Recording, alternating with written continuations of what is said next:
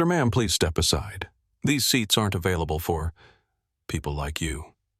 The words hung in the air like a death sentence delivered with the kind of practiced cruelty that comes from years of unchecked authority. Carmen Rodriguez, the lead flight attendant for Transatlantic Airways Flight 447, stood blocking the jet bridge entrance with her arms crossed, her smile as fake as a $3 bill. She was looking directly at Marcus Thompson and Dr. Sarah Mitchell, an interracial couple who had just presented their boarding passes for premium select seats 7A and 7B. What Carmen didn't know, what none of them knew, was that in exactly 17 minutes, her words would trigger a chain reaction that would cost Transatlantic Airways $3.2 million, destroy 4 careers, and reshape the entire aviation industry. But let's rewind to how this nightmare began. 3 hours earlier, Marcus Thompson had been standing in his home office in Arlington, Virginia, carefully folding his favorite polo shirt into his carry-on bag. At 45, Marcus was a man who commanded respect without demanding it. His quiet authority came from 18 years of working his way up through the Federal Aviation Administration from aircraft mechanic to senior air carrier safety inspector.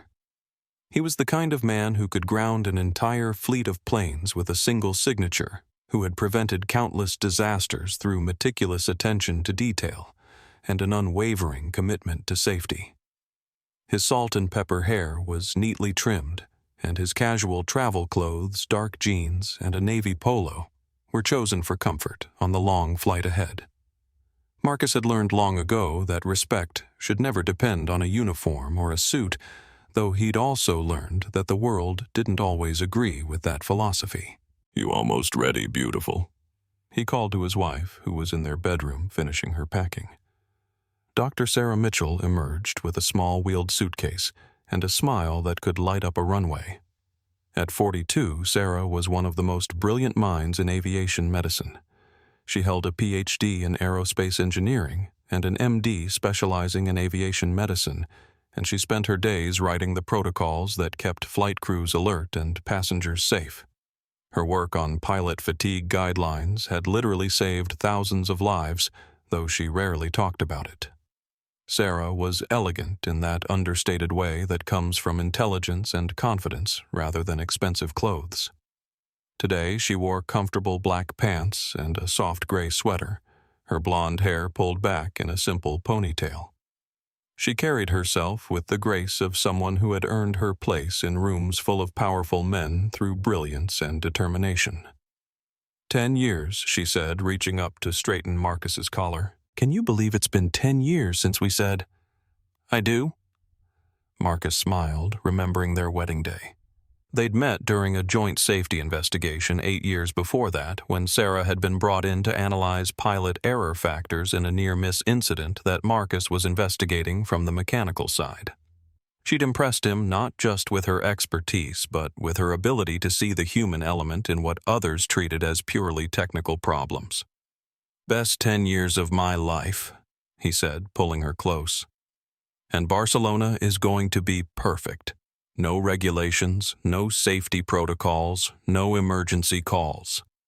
They had booked this trip 6 months in advance, choosing Transatlantic's premium select cabin for the extra legroom and comfort on the 8-hour flight to Barcelona. It was their first real vacation in 3 years, and they had planned every detail: the boutique hotel in the Gothic Quarter, the cooking classes, the flamenco shows, the lazy mornings sleeping in without the sound of work phones buzzing with urgent federal business.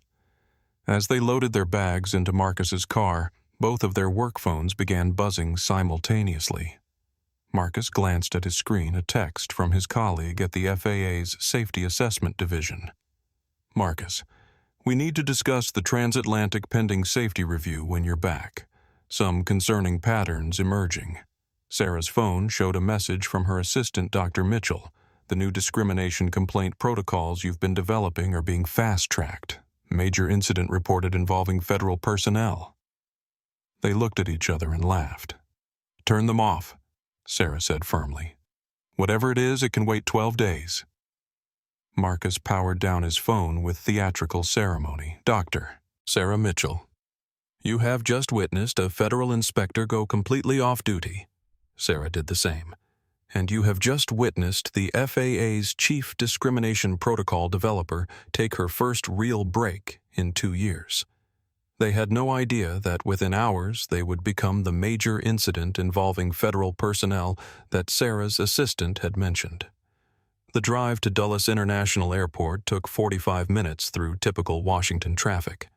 They talked about their plans, laughed about Marcus's attempts to learn Spanish using an app, and discussed whether they should try to visit the Guggenheim in Bilbao if they had time.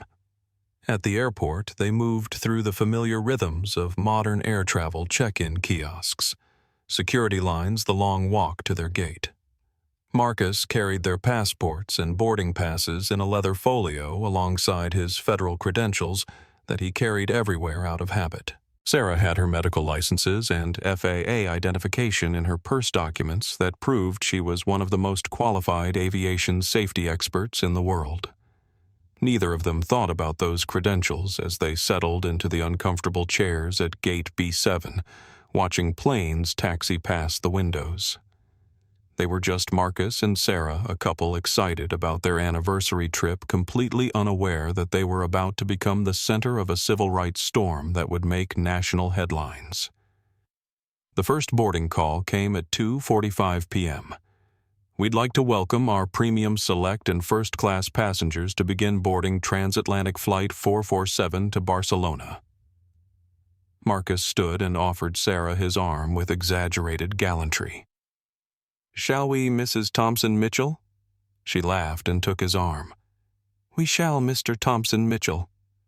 They had hyphenated their names when they married a small decision that felt important to them. Today that decision would prove more significant than they could have imagined. As they walked toward the gate, Marcus felt the familiar flutter of pre-flight excitement. He'd flown thousands of miles for work, but vacation travel still felt special, full of possibility and adventure. Behind them, another passenger was also preparing to board. Maria Santos, a 28-year-old social media coordinator from Miami, had been watching the couple with interest.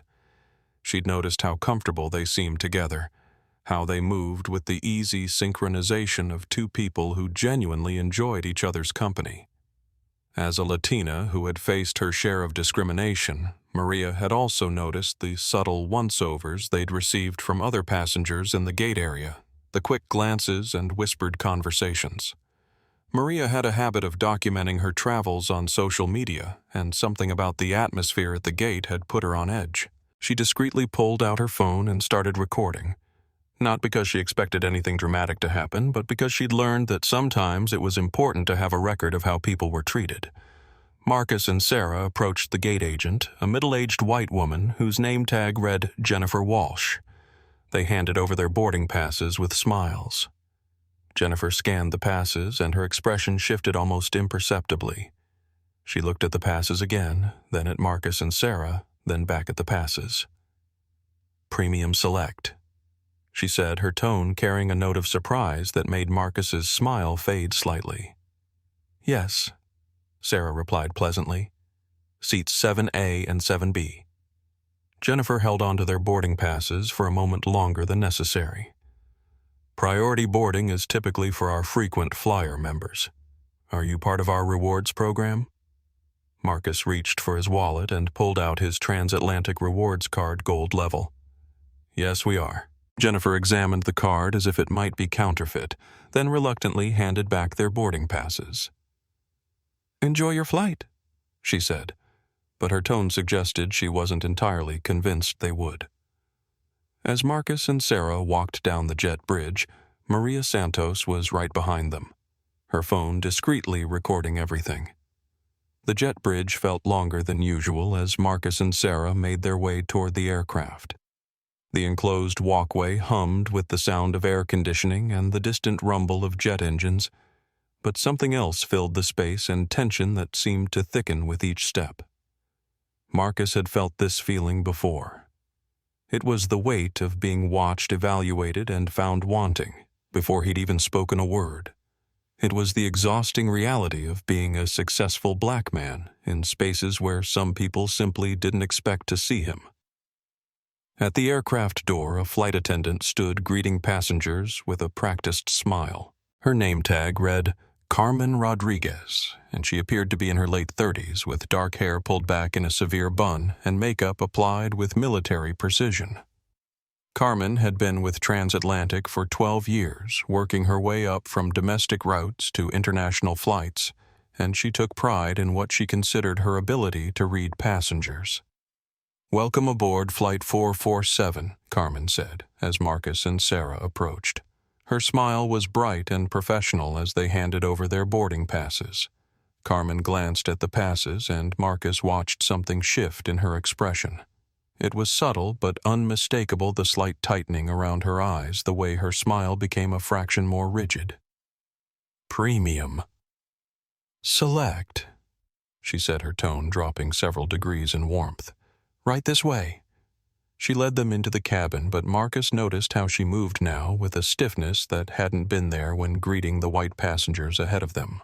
She walked them to their seats, 7A and 7B, spacious pods with dark navy leather and enough room to actually stretch out. "Are you familiar with our Premium Select service?" Carmen asked, her voice carrying an undertone that Marcus couldn't quite place. "We've flown Premium Select before," Sarah replied pleasantly, settling into her seat and immediately reaching for the safety card out of professional habit. Carmen watched Sarah examine the safety information with what appeared to be suspicion. "It's just that we sometimes have passengers who are unfamiliar with our premium cabin protocols." The implication hung in the air. Marcus felt Sarah's hand find his, a subtle signal that she'd heard it too. "We appreciate your concern," Marcus said evenly, "but we're quite comfortable with air travel." Behind Carmen, another crew member appeared. This was Jake Williams, the purser, a man in his early 50s with silver hair and an air of authority that he wore like a uniform.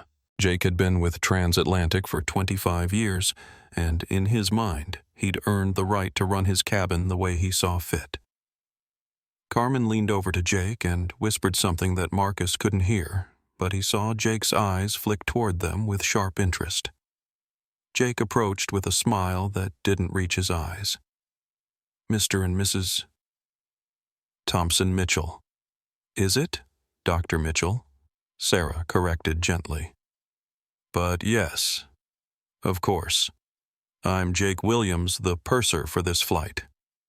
I just need to verify your seat assignments one more time.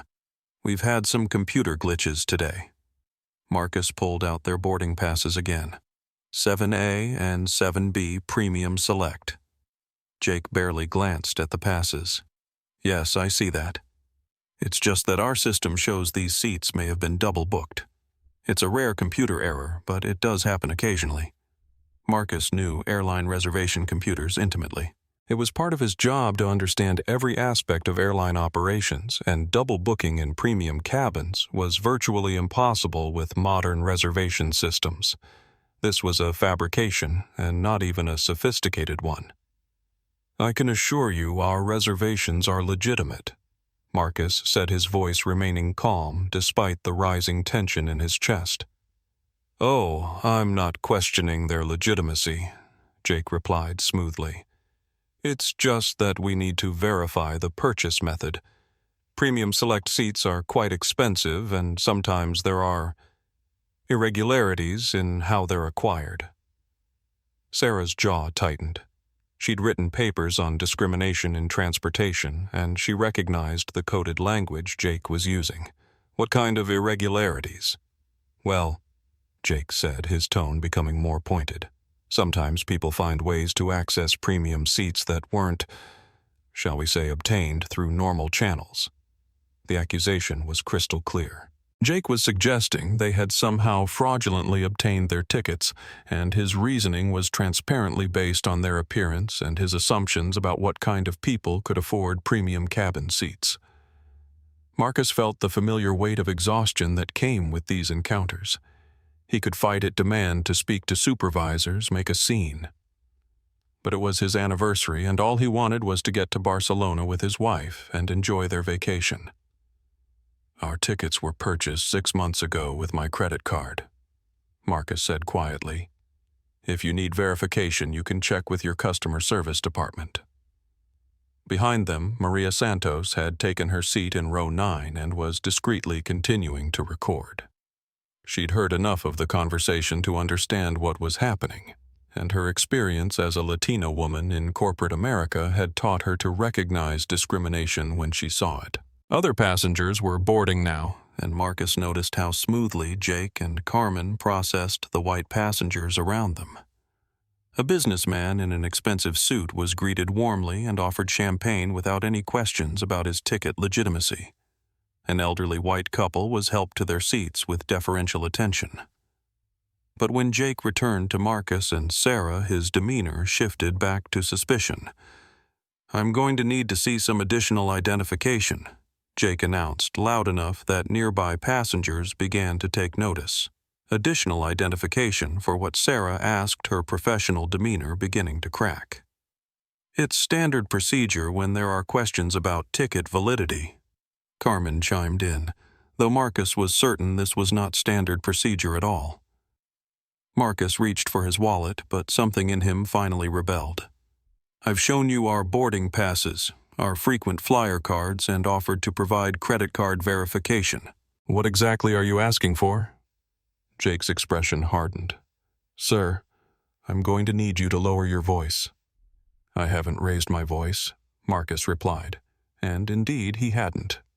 His tone remained level and controlled, but Jake was using a classic technique of tone policing to put Marcus on the defensive. "Look," Jake said loud enough that more passengers were now watching. "We have procedures for suspicious bookings. People try to scam their way into premium cabins all the time using fake cards, stolen information, that sort of thing." The word people carried weight that everyone in the vicinity understood. Sarah stood up, her face flushed with anger. "Are you accusing us of credit card fraud?" "I'm not accusing anyone of anything," Jake replied with false innocence. "I'm simply following our security protocols." By now, the interaction had drawn the attention of nearly everyone in the premium select cabin. An elderly white couple, Robert and Helen Barnes, exchanged uncomfortable glances. A young businessman named David Park looked up from his laptop with concern. But other passengers seemed to nod approvingly as if Jake was simply doing his job protecting them from undesirable elements. Marcus felt his phone buzzing in his pocket, but he ignored it. Whatever federal emergency was demanding his attention would have to wait. "What would it take to resolve this?" Marcus asked, fighting to keep his voice steady. "Well," Jake said, "if you could show me the actual credit card used for the purchase, and perhaps some additional documentation proving your identity." It was an impossible standard applied to no one else, and everyone knew it.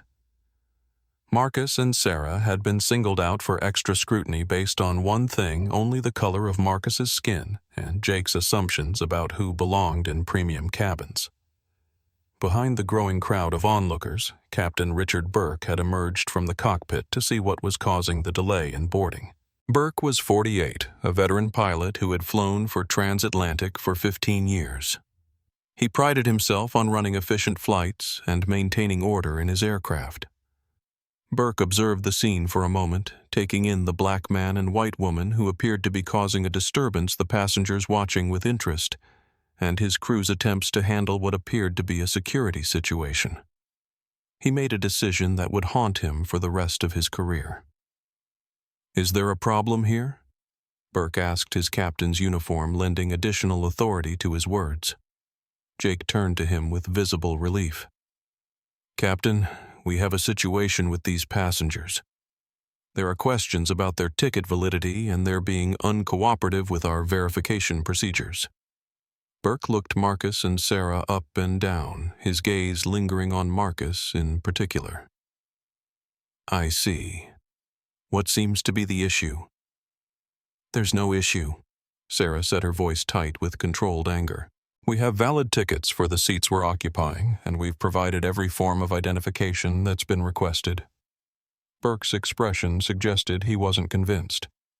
Premium select passengers typically present differently, he said carefully. The euphemism was clear to everyone present. Marcus felt something snap inside him. Not anger exactly, but a crystalline clarity about what was happening and what it meant. This wasn't just about their vacation anymore. This was about every black professional who had been questioned in spaces where they belonged, every couple who had been made to feel unwelcome because they didn't fit someone else's narrow vision of who deserved respect. Captain Marcus said quietly, "I think you should be very careful about your next words." But Burke had already made up his mind about who these passengers were and what they represented. "Sir, I'm going to have to ask you to come with me." The cabin fell silent except for the soft hum of air conditioning and the distant sounds of ground crews preparing the aircraft for departure. Captain Burke's words hung in the air like a challenge, and Marcus felt every eye in Premium Select focused on him. "Come with you," where Marcus asked, his voice deadly calm. Burke straightened his shoulders, the 4 gold stripes on his uniform sleeves catching the cabin light. "Off my aircraft. There appears to be some confusion about your tickets, and I won't have my crew questioned or intimidated." Sarah stood up, her face flushed with disbelief. "Intimidated? We've done nothing but answer questions and provide identification." Jake stepped forward, emboldened by his captain's support. "Ma'am, your husband became aggressive when we asked for simple verification." "That's a lie," Marcus said flatly. "I haven't raised my voice or made a single aggressive gesture." Carmen nodded vigorously. "He did seem threatening, Captain, and when we asked about their ticket purchase, they became defensive. The rewriting of history was happening in real time." Marcus watched as his calm responses were transformed into aggression, his reasonable questions twisted into defensiveness, his very presence reframed as threatening. Maria Santos, still recording from row 9, felt her heart racing. She'd seen this before, the way calm black men were characterized as dangerous, the way requesting basic respect was spun as making trouble. Her thumb hovered over her phone, making sure every word was captured. David Park, the young businessman, couldn't stay silent any longer. "Excuse me, but I've been watching this whole interaction.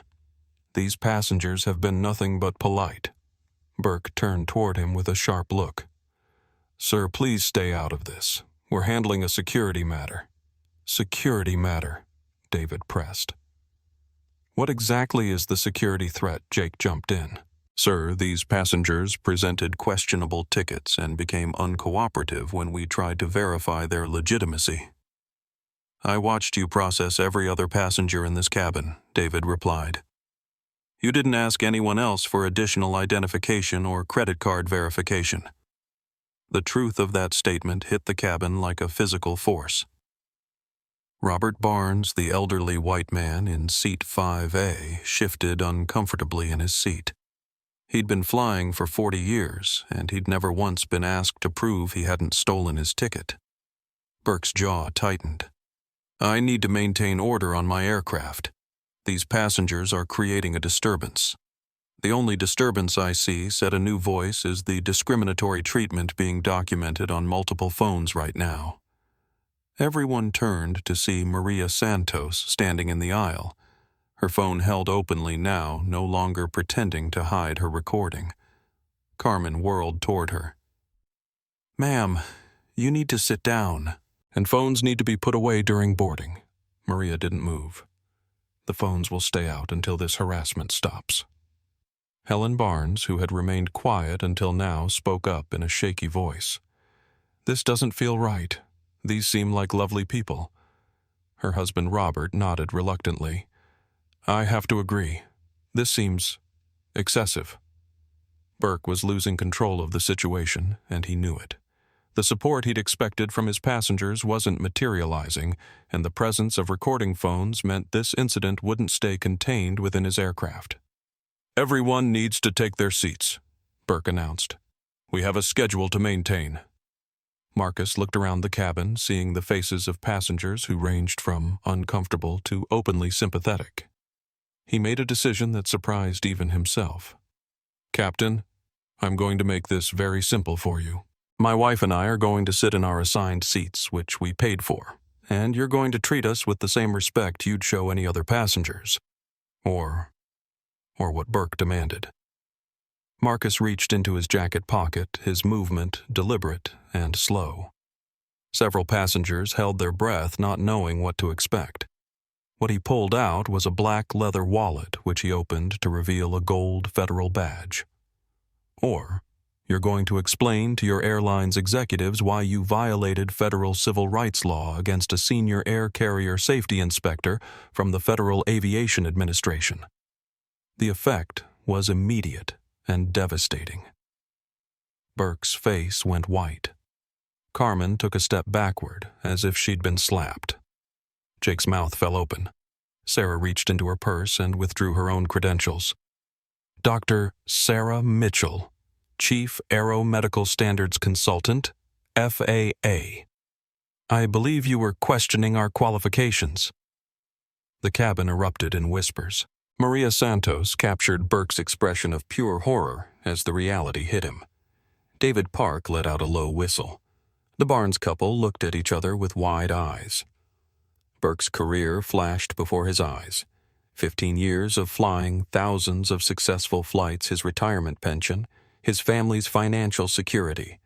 All of it potentially destroyed by his decision to trust his crew's assessment of passengers based on their appearance. "Sir."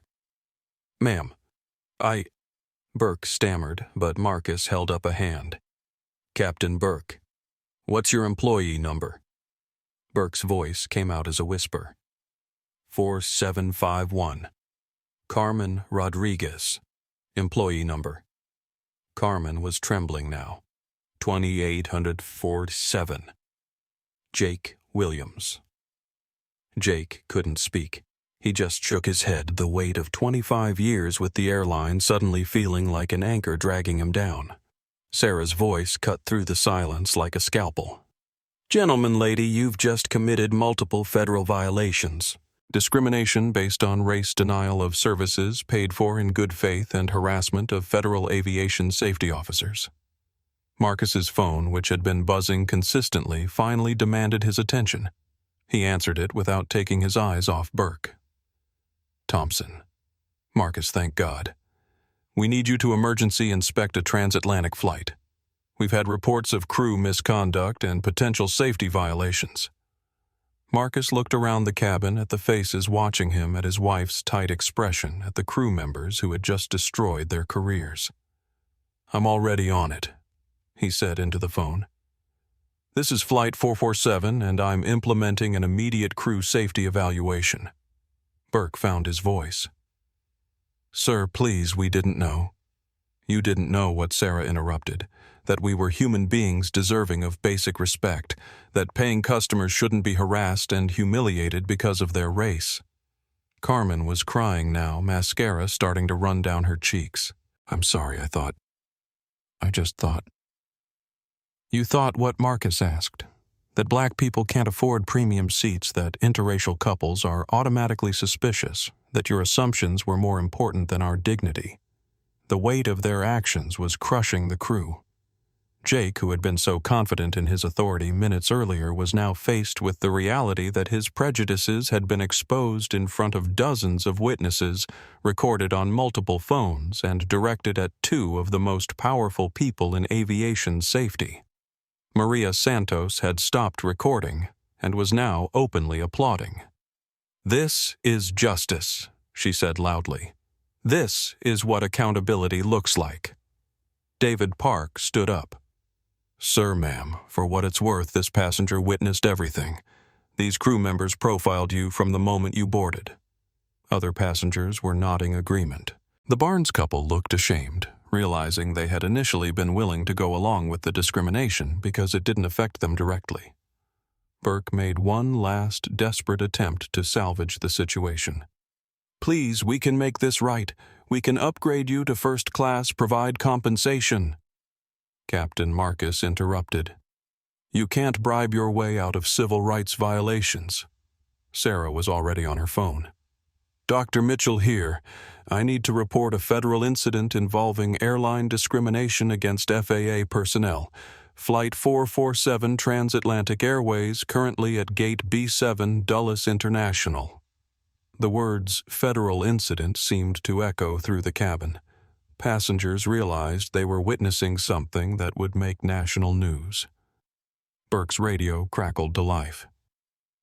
Captain Burke, this is operations. We're receiving reports of an incident on your aircraft. What's your status? Burke looked at the radio, then at Marcus and Sarah, then at his crew. His hand shook as he reached for the radio. Operations, this is Flight 447. We have a federal situation requiring immediate ground supervisor response. Copy that, 447. Supervisors en route. Marcus looked at his watch.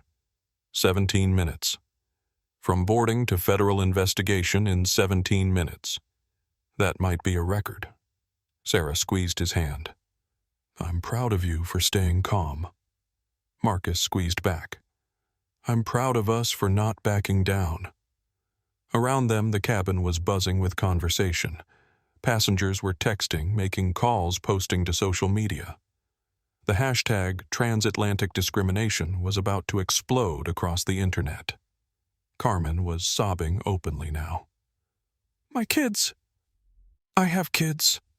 I can't lose this job. Marcus felt a flicker of sympathy, but Sarah's voice was steel. You should have thought about your children before you decided to humiliate paying passengers. Jake had sat down heavily in the front row, his head in his hands. 25 years of seniority, his pension, his reputation in the industry. Gone because he couldn't see past his own prejudices. Burke keyed his radio again. Operations passengers are disembarking for the federal investigation. We'll need a gate hold. Copy 447. Airport security and airline management en route to your location. Marcus stood up and addressed the cabin.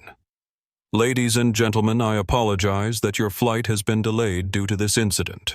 Those of you who witnessed what occurred today, you may be contacted by federal investigators. Thank you for your support. As if choreographed, nearly every passenger in Premium Select stood and began applauding. Maria Santos was crying. David Park was shaking his head in amazement, and even the Barnes couple were clapping with tears in their eyes. The applause built and spread, passengers from economy class standing up to see what was happening, flight attendants from other crews gathering at the cabin divider to witness the scene. Sarah looked at her husband with admiration and love, ready to change the world.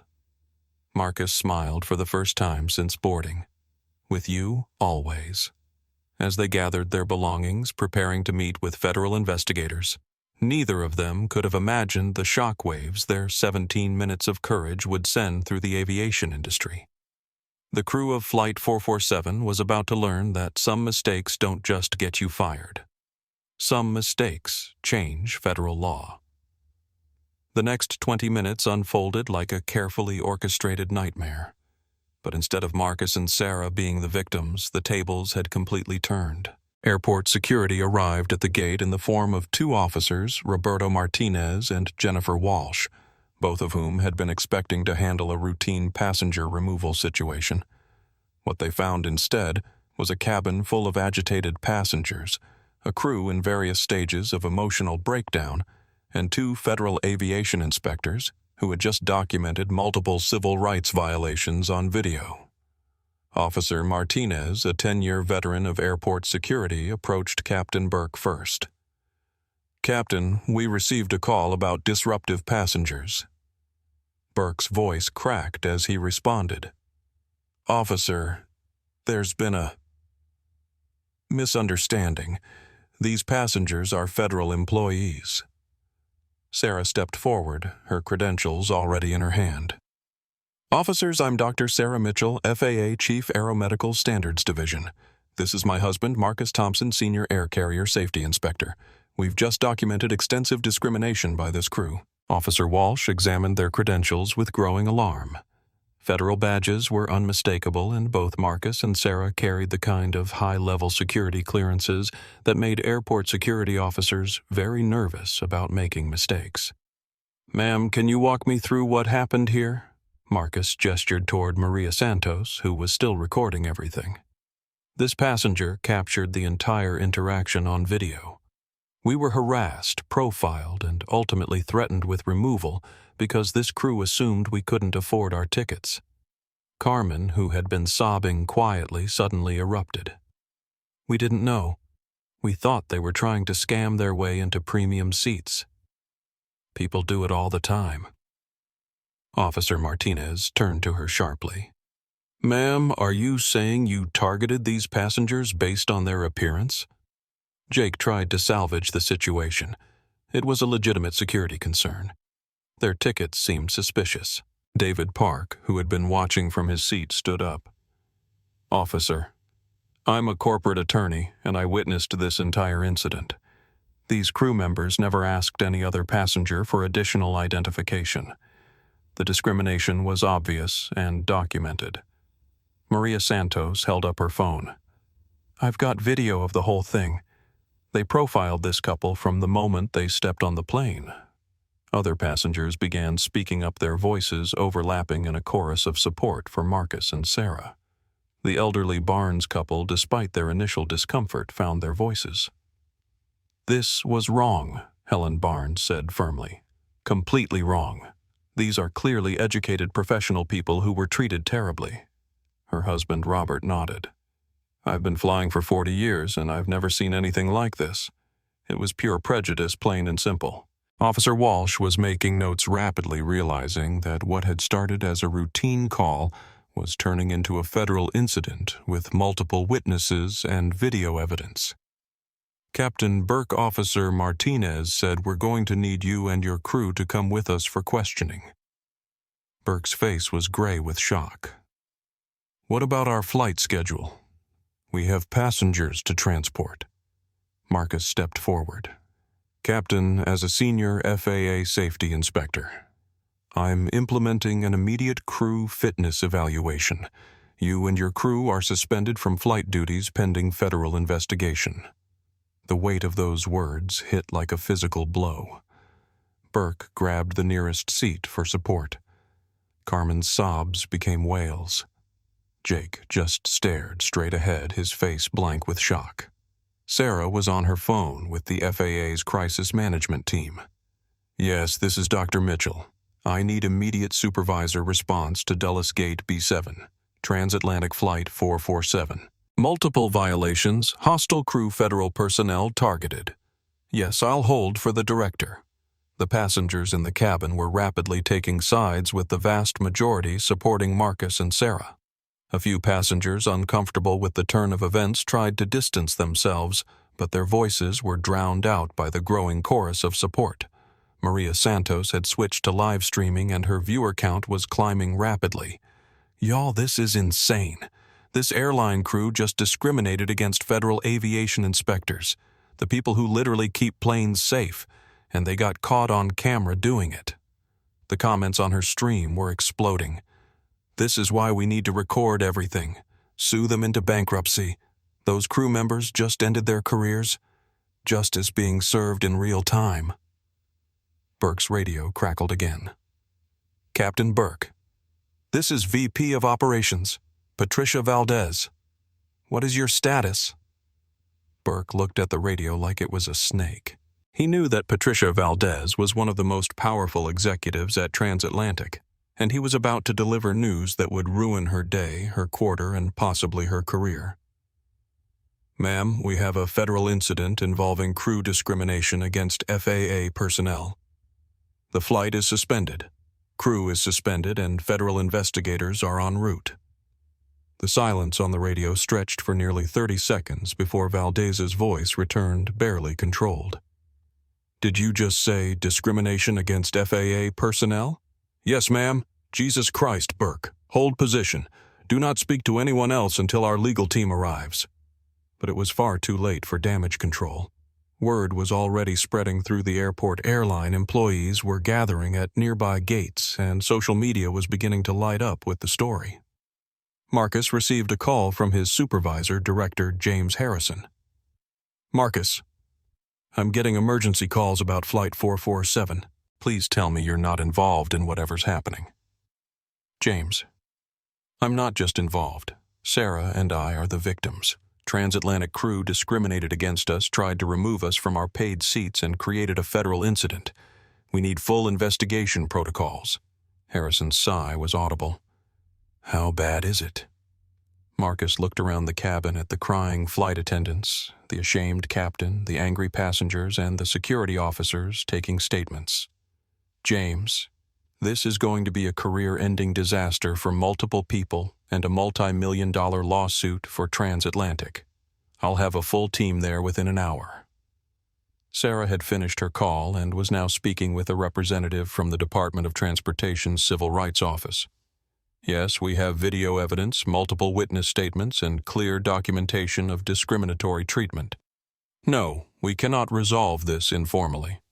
This requires full federal investigation. Officer Martinez approached Marcus and Sarah. Sir, ma'am, we need to separate the crew for individual statements. Would you be willing to provide your account of events? Absolutely, Marcus replied.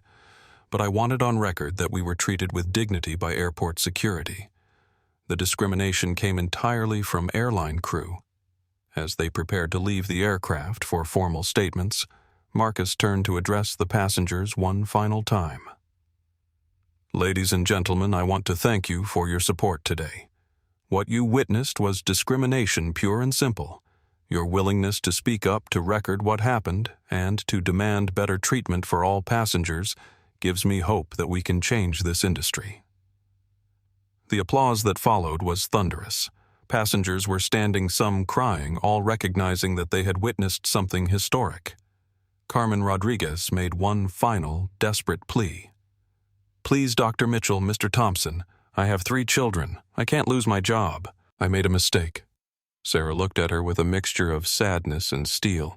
Carmen, you didn't make a mistake. You made a choice. You chose to judge us by our skin color instead of our character. You chose to humiliate paying passengers because they didn't fit your assumptions. Those weren't mistakes. Those were decisions. Marcus added quietly. Decisions have consequences. As they walked off the aircraft, followed by security officers and trailed by passengers offering support, neither Marcus nor Sarah felt victorious. They felt exhausted, angry, and determined to ensure that what had happened to them would never happen to anyone else.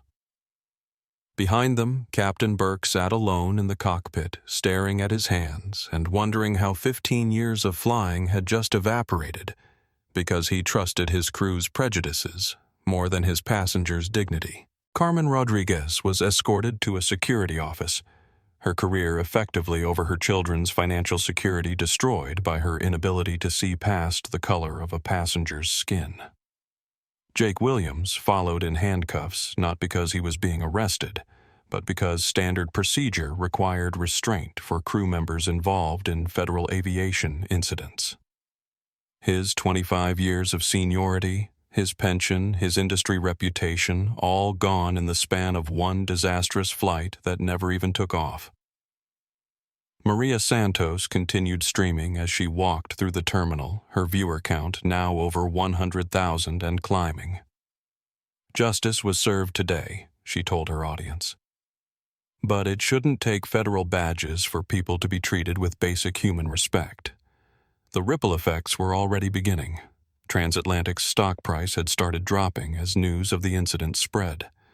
Aviation industry forums were buzzing with discussion. Civil rights organizations were preparing statements. Legal experts were being contacted by news outlets for commentary. And in the security office at Dulles International Airport, Marcus Thompson and Dr. Sarah Mitchell began giving statements that would change the aviation industry forever. Their anniversary trip to Barcelona would have to wait. They had more important work to do. The security office at Dulles International Airport had been transformed into what looked like a federal command center. Within 90 minutes of Marcus and Sarah being escorted off Flight 447, the room buzzed with activity that would have been impressive if it weren't so terrifying for the transatlantic crew members sitting in separate interview rooms. Marcus sat across from FAA Director James Harrison, who had driven directly from Washington the moment he learned that two of his top inspectors had been discriminated against. Harrison was a calm, methodical man who had spent 30 years in aviation safety, but his jaw was tight with controlled anger. "Walk me through this again, Marcus." "From the beginning." Marcus recounted the entire incident while Sarah provided corroborating details from her separate interview room down the hall. Their stories matched perfectly because they were telling the truth, something that couldn't be said for the crew members who were being interviewed by federal investigators. In the first interview room, Carmen Rodriguez sat across from civil rights investigator Patricia Williams and FAA Inspector Michael Chen. Carmen's earlier tears had dried, replaced by a desperate attempt to minimize her role in the incident. "I wasn't trying to discriminate," Carmen insisted. "I just thought their tickets looked unusual." "Unusual?" how Williams asked. "Well, Premium Select is expensive and they were dressed so casually and what Carmen's voice dropped to a whisper. "And they didn't look like our typical premium passengers." Williams made a note. "Can you describe what a typical premium passenger looks like?" The silence stretched for nearly a minute before Carmen realized she had just admitted to racial profiling on the record. In the second interview room, Jake Williams was having an even worse time with Transportation Department investigator Robert Martinez and FAA Inspector Lisa Chang. Jake had decided to take a defensive approach, which was proving to be a catastrophic mistake. "Look, we get scammers all the time," Jake insisted. "People with fake cards, stolen identities trying to sneak into premium cabins. I was just doing my job. How many white passengers have you subjected to additional identity verification in the past year?" Martinez asked. Jake hesitated. "I don't keep track of race." "That's interesting because we pulled your incident reports for the past 12 months. You've filed 17 suspicious passenger reports. 15 were for passengers of color. Care to explain that pattern?" Jake's face went white as he realized his own documentation had condemned him. Captain Burke was in the third interview room with the most senior investigators, FAA Deputy Administrator Sarah Johnson and DOT Civil Rights Director Maria Fernandez. Burke had chosen to cooperate fully, hoping to salvage something from the wreckage of his career. "Captain, you understand that as pilot in command, you bear ultimate responsibility for everything that happens on your aircraft." "Yes, ma'am. Including discrimination against paying passengers." Burke's voice was barely audible. "Yes, ma'am.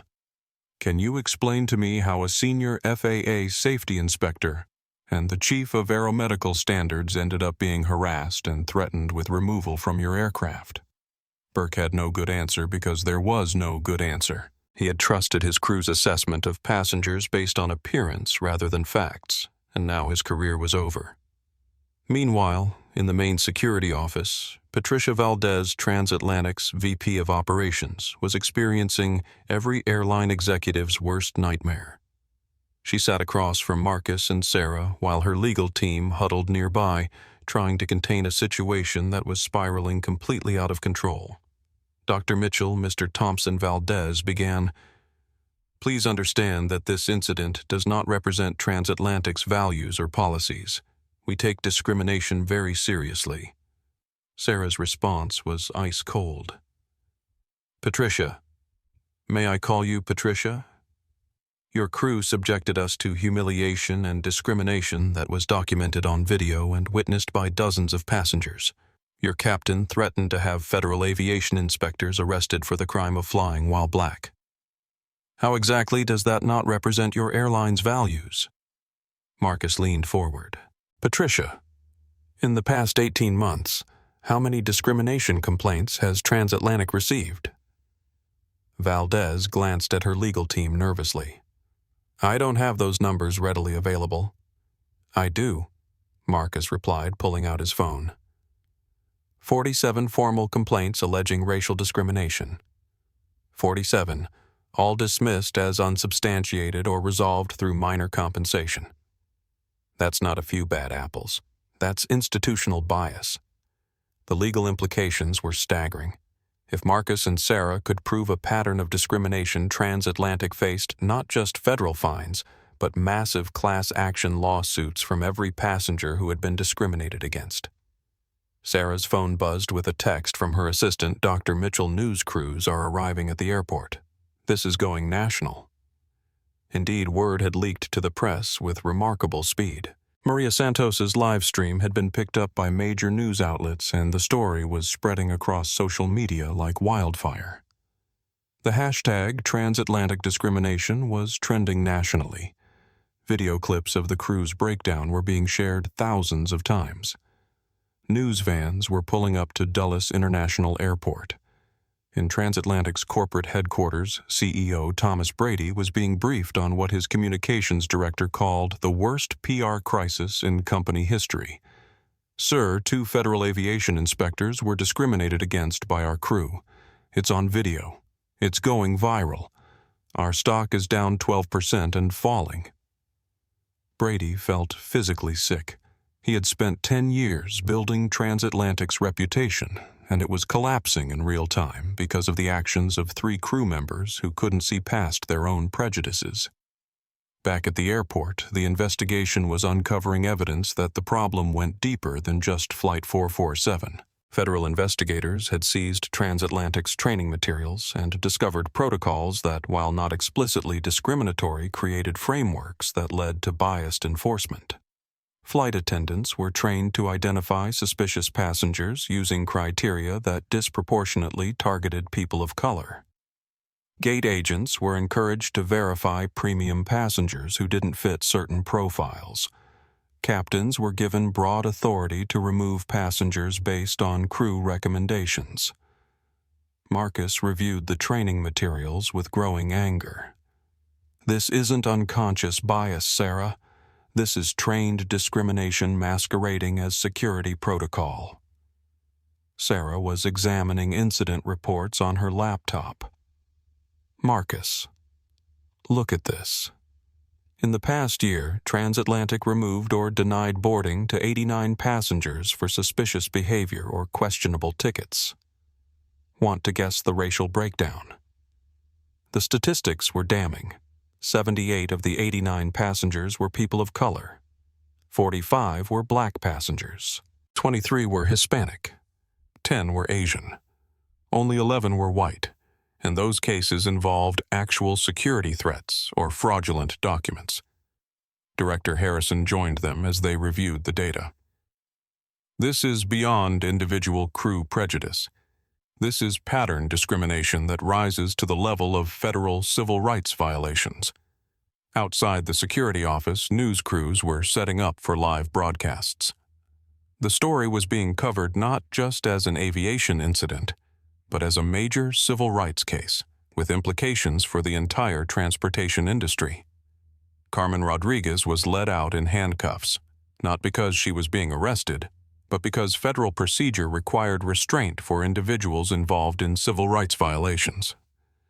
The image of her being escorted through the airport while news cameras rolled would become iconic. Jake Williams followed his head down 25 years of airline service, ending in disgrace. His union representative walked beside him, but there was little that could be done. Discrimination against federal officers while on duty was a career-ending offense. Captain Burke was the last to be escorted out. The sight of a 4-stripe airline captain being led away in handcuffs made every aviation news website and would be replayed on evening news broadcasts across the country. As the crew members were being processed, Marcus and Sarah received a call that changed everything. It was from Attorney General Rebecca Martinez, the highest law enforcement official in the United States. "Dr. Mitchell, Mr. Thompson. I've been briefed on your situation. The Department of Justice is opening a formal civil rights investigation into Transatlantic Airways. We want to know if you'd be willing to serve as expert witnesses." Marcus and Sarah looked at each other. They had gone from anniversary travelers to federal civil rights case plaintiffs in less than 6 hours. "We'll do whatever is necessary to ensure this never happens again," Sarah replied. Maria Santos, who had been waiting in the terminal, was approached by a CNN correspondent who had seen her live stream. "Would you be willing to appear on our evening broadcast? Your video is the key evidence in this case." Maria nodded. "People need to see what really happened. This can't be hidden or minimized." Transatlantic stock continued to plummet as investors realized the company faced potentially hundreds of millions in federal fines, lawsuits, and regulatory sanctions. Emergency board meetings were being called. Crisis management firms were being hired. But the damage went beyond financial. The airline's reputation was in freefall. Corporate clients were canceling contracts. Travel agencies were warning customers about potential discrimination. Other airlines were quietly reviewing their own policies to avoid similar scandals. As evening approached, Marcus and Sarah stood in the airport terminal watching news crews broadcast their story to the nation. They weren't sure how they felt. Vindicated, certainly. Angry, absolutely. But also sad that it had taken federal badges and national media attention for them to be treated as human beings, deserving of basic respect. "Ready to go home?" Marcus asked. Sarah squeezed his hand. "Not yet. We have work to do." Their anniversary trip to Barcelona had been canceled, but they had inadvertently launched something much more important, a reckoning that would reshape the aviation industry and send a message that discrimination would no longer be tolerated at 35,000 feet or anywhere else. The crew of Flight 447 had thought they were removing troublesome passengers. Instead, they had awakened a sleeping giant that would transform civil rights in transportation forever. The federal investigation that erupted from the Flight 447 incident moved with the speed and precision of a military operation. Within 48 hours, teams of investigators from the FAA, Department of Transportation, Department of Justice, and FBI had descended on transatlantic airways like a swarm of very well-educated locusts. Marcus and Sarah found themselves at the center of what had become the largest aviation civil rights investigation in decades. Their quiet anniversary weekend had been transformed into a series of depositions, interviews, and evidence reviews that would reshape federal transportation policy. At the FBI's Washington field office, Special Agent Jennifer Walsh was coordinating the digital forensics team that was analyzing everything from crew training materials to internal corporate communications. What they were finding painted a picture of an airline that had allowed discriminatory practices to flourish under the guise of security protocols, Dr. Mitchell Agent Walsh said as Sarah reviewed email threads on a large monitor. "Can you walk me through what you're seeing here?" Sarah pointed to a chain of emails between transatlantic training supervisors. This email from Regional Training Manager David Phillips says, "Remember to coach crews on identifying passengers who may not be legitimate premium customers. Look for obvious mismatches between passenger presentation and ticket class." The response from Training Supervisor Linda Morrison says, "Got it. The usual suspects." The coded language was clear to anyone who understood corporate speak. The usual suspects meant passengers of color who had the audacity to purchase premium cabin tickets. Meanwhile, Marcus was working with FAA investigators to analyze passenger complaint data that Transatlantic had been required to file, but had buried in bureaucratic language that obscured patterns of discrimination. "Look at this," Marcus said, highlighting entries in a database. Complaint: 2847 passenger became agitated when asked for additional verification. Complaint: 3012 passenger claimed discrimination when crew followed security protocols. Complaint: 3156. Passenger used race card to avoid compliance with verification procedures. FAA. Inspector Michael Rodriguez leaned over Marcus's shoulder. "Let me guess, all the complainants were people of color." Marcus pulled up the demographic data. Every single one. And look at the resolution. No policy violation found. Crew acted within guidelines. Passenger education provided about appropriate travel behavior. The pattern was unmistakable. Transatlantic had created a system that allowed discrimination to flourish while providing legal cover through carefully worded policies and complaint resolution procedures. At Transatlantic's corporate headquarters, the mood was somewhere between funeral and natural disaster. CEO Thomas Brady sat in an emergency board meeting watching his company's reputation collapse in real time. "Gentlemen, ladies," Brady addressed the board. "Our legal team estimates we're facing federal fines of up to $50 million, civil lawsuits that could exceed $200 million, and regulatory sanctions that could include suspension of our operating certificate." Board member Patricia Williams raised her hand. "Tom, how did this happen? How did we not know our crews were discriminating against passengers?" Brady's chief legal officer, Robert Martinez, answered. "With respect, Patricia, we did know. Our complaint data showed clear patterns of disparate treatment of passengers of color. We chose to interpret it as isolated incidents rather than an operational problem." The silence in the boardroom was deafening. Every member understood that they had collectively failed in their fiduciary duty to prevent discrimination, and now they were facing potential personal liability, as well as corporate disaster. Meanwhile, the story had exploded across national media. The image of federal aviation inspectors being harassed by airline crew had struck a nerve with the American public. Op-ed writers were calling it a symbol of institutional racism in corporate America. Civil rights leaders were demanding congressional hearings. Aviation unions were scrambling to distance themselves from the discriminatory crew members. Maria Santos had become an inadvertent celebrity, her video viewed over 5 million times, and her testimony featured on every major news network. She was using her platform to highlight discrimination in the travel industry. "This isn't just about one airline or one flight," Maria said during a CNN interview. "This is about how black and brown people are treated when they dare to occupy spaces that some people think they don't belong in." The ripple effects were spreading throughout the aviation industry. Other airlines were conducting emergency reviews of their policies and training materials. Flight attendant unions were implementing new discrimination awareness programs. The Association of Professional Flight Attendants issued a statement condemning the actions of the transatlantic crew. Captain Richard Burke had become a pariah in the aviation community. Fellow pilots crossed the street to avoid him. His union representative told him bluntly that they would provide minimal legal support because his actions were indefensible. Burke sat in his empty house, his wife having taken their children to stay with her parents until the media attention died down. His phone rang constantly with reporters seeking comments, legal notices, and former colleagues expressing their disappointment. Carmen Rodriguez was facing an even bleaker future.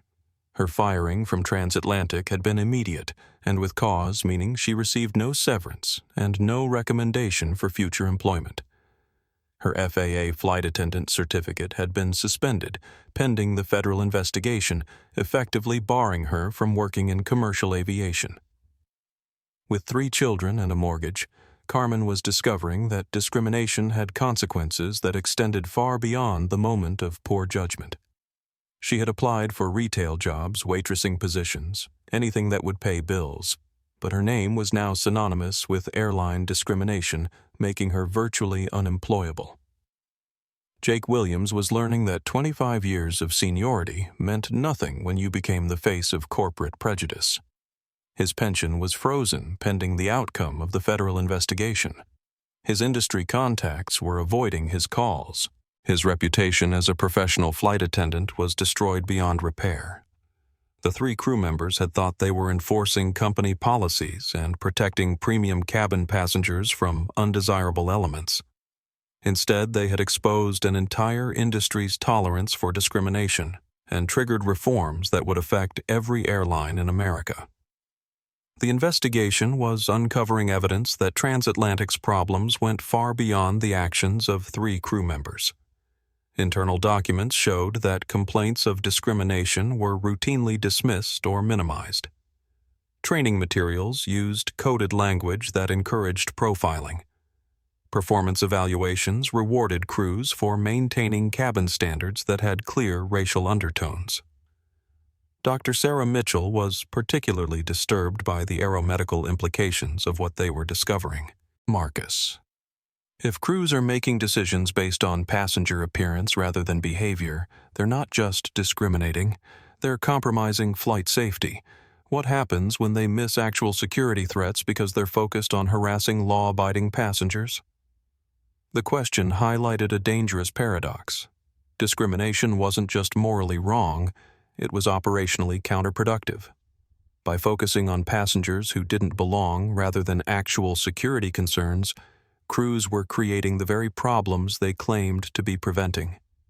Federal investigators were also discovering that transatlantic's discrimination problems extended beyond race.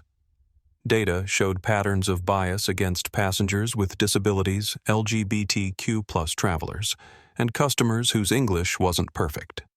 The airline had created a culture where crew members felt empowered to judge passengers based on appearance, accent, or perceived social status. Attorney General Rebecca Martinez announced that the Justice Department would be seeking unprecedented penalties against Transatlantic. This case represents more than individual prejudice, Martinez said at a press conference. It represents a corporate culture that prioritized bias over basic human dignity. The announcement sent Transatlantic's stock price into freefall. The airline that had once prided itself on premium service was now synonymous with discrimination and humiliation. Corporate clients were canceling contracts en masse. International partners were reconsidering code-share agreements. Marcus and Sarah were working 18-hour days with federal investigators reviewing evidence, providing expert testimony, and helping design new protocols that would prevent future discrimination. Their anniversary trip had been replaced by the most important work of their careers. "You know," Sarah said as they reviewed training materials late one evening, "maybe this is how we were supposed to spend our anniversary. Fighting for justice." Marcus smiled and squeezed her hand. "If this prevents one other couple from going through what we experienced, it'll be worth it." The investigation was revealing the true scope of Transatlantic's discrimination problem, but it was also demonstrating that change was possible when people refused to accept injustice as inevitable. The crew of Flight 447 had thought they were removing passengers who didn't belong. Instead, they had sparked a revolution that would ensure all passengers were treated with the dignity and respect they deserved. Their moment of prejudice had become a catalyst for progress that would transform the aviation industry forever. 6 months after Flight 447 never took off. The consequences of those 17 minutes had reshaped the aviation industry in ways that no one could have predicted. The federal courthouse in Washington, D.C. was packed with reporters, civil rights advocates, and aviation industry officials as Judge Maria Rodriguez prepared to announce the final settlement in United States versus Transatlantic Airways. Marcus and Sarah sat in the front row, their hands intertwined, watching as justice finally arrived for the discrimination they had endured. Behind them sat Maria Santos, David Park, and Robert and Helen Barnes, the passengers whose witness testimony had been crucial to the federal case. Judge Rodriguez looked up from her papers with the gravity that comes with decisions that will be studied in law schools for decades.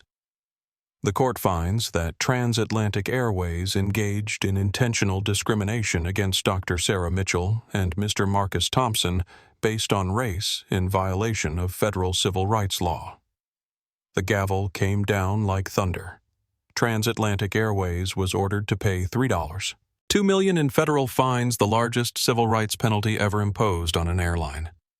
The company was required to implement comprehensive bias prevention training for all employees, establish an independent civil rights monitoring board, and submit to 5 years of federal oversight. CEO Thomas Brady had been forced to resign in disgrace. The new CEO, Maria Fernandez, was a civil rights attorney who had built her career fighting discrimination in corporate America. Her first official act was to issue a public apology to Marcus and Sarah and announce the establishment of the Thompson-Mitchell Civil Rights Initiative within the airline. Carmen Rodriguez sat in the gallery, barely recognizing herself from 6 months earlier. Her career in aviation was over.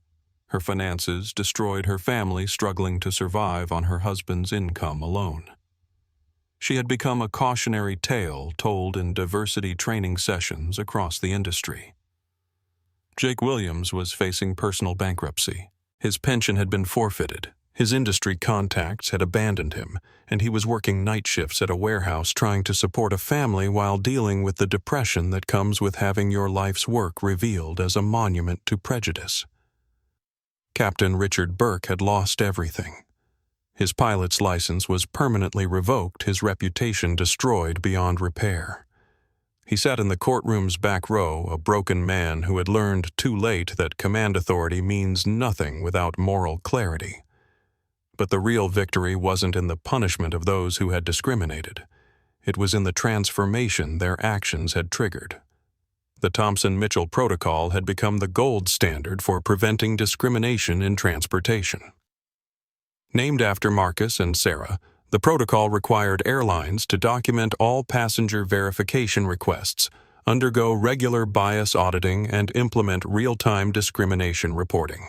Marcus had been promoted to Director of Aviation Civil Rights Enforcement, a new position created specifically to prevent future incidents like Flight 447.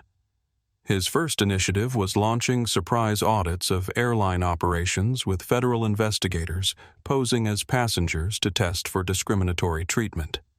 Sarah had become Chief Bias Prevention Officer for the FAA. Writing new regulations that required airlines to prove their policies didn't have disparate racial impacts. Her aeromedical expertise had helped identify how discrimination actually compromised flight safety by distracting crews from legitimate security concerns.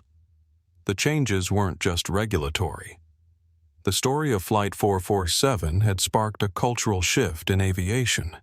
Flight attendant training now included extensive civil rights education. Passenger service representatives learned to check their assumptions. Captains understood that their authority came with responsibility to protect all passengers' dignity. Maria Santos had parlayed her accidental activism into a career fighting transportation discrimination. She now worked for the Civil Rights Coalition documenting bias incidents and helping passengers navigate complaint processes. David Park, the businessman who had spoken up in the cabin, had become an advocate for bystander intervention training. If you see discrimination, he told corporate audiences, your silence makes you complicit. Even Robert and Helen Barnes, the elderly couple who had initially been uncomfortable, had become civil rights advocates in their retirement community, speaking about the importance of standing up for others even when it's uncomfortable. The ripple effects had spread far beyond aviation. The Transportation Equity Act, passed by Congress in response to the Flight 447 incident, established federal civil rights protections across all forms of commercial transportation. The law was signed by the president in a ceremony attended by Marcus and Sarah. As the court session ended, Marcus and Sarah walked out of the courthouse hand in hand. They were surrounded by reporters, but they had agreed to give only one statement. Sarah stepped to the microphones. 6 months ago, we were just a couple trying to take an anniversary trip. We became symbols of something much larger, the idea that respect isn't earned by the size of your wallet or the color of your skin. It's the basic dignity that every human being deserves. Marcus added, we didn't fight this battle for ourselves. We fought for everyone who comes after us, so they won't have to endure what we experienced. The settlement had included a personal award of $2.8 million to Marcus and Sarah, which they immediately donated to civil rights organizations working to combat discrimination in transportation and hospitality. But the real measure of their victory wasn't monetary. It was the letter Marcus had received from a young black engineer who wrote, I flew first class for the first time last month. The crew treated me with respect and professionalism. I thought of you and Dr. Mitchell and realized that your courage made my dignity possible. 3 weeks later, Marcus and Sarah finally took their anniversary trip to Barcelona. They flew first class on a different airline, and the crew, aware of their story, treated them with genuine warmth and respect. As their plane lifted off, Sarah looked at her husband. It wasn't the trip we planned. Marcus squeezed her hand. But it was the journey we needed to take. The crew of Flight 447 had thought they were removing passengers who didn't belong. Instead, they had sparked a revolution that ensured all passengers would be treated with the dignity and respect they deserved. Their moment of prejudice had become a catalyst for progress that transformed not just the aviation industry but the very idea of what equality means in America. 6 months after the settlement, Marcus and Sarah finally made it to Barcelona for their rescheduled anniversary trip. They flew first class on Iberian Airways, where the crew knew their story and treated them with genuine warmth. As they settled into their seats, the flight attendant smiled and said, "Mr. and Dr. Thompson Mitchell, it's an honor to have you aboard today." The transformation was measurable. Discrimination complaints in aviation dropped 89% industry-wide after implementation of the Thompson-Mitchell Protocol. Over 15,000 airline employees completed new civil rights training. The protocol was adopted by Amtrak bus companies and cruise lines, extending its impact across all transportation sectors. Their legacy lived on. Every new flight attendant learned about Flight 447 in training. Aviation schools taught the case as a cornerstone of professional ethics. Marcus and Sarah's quiet courage had proven that sometimes the most powerful response to injustice isn't anger. It's the dignified refusal to accept that discrimination is simply the way things are. They had shown that respect isn't a privilege to be earned but a right to be protected, and that when ordinary people refuse to tolerate injustice, they can change entire industries and create a more just world for everyone. If this story of courage and justice resonated with you, please hit that like button and share it with someone who needs to hear this message. Subscribe to our channel for more true stories of when dignity defeats discrimination. Your support helps us bring these important stories to light. What did you think of Marcus and Sarah's response? Let us know in the comments below. Remember, change happens when good people refuse to stay silent. Thanks for watching, and we'll see you in the next video.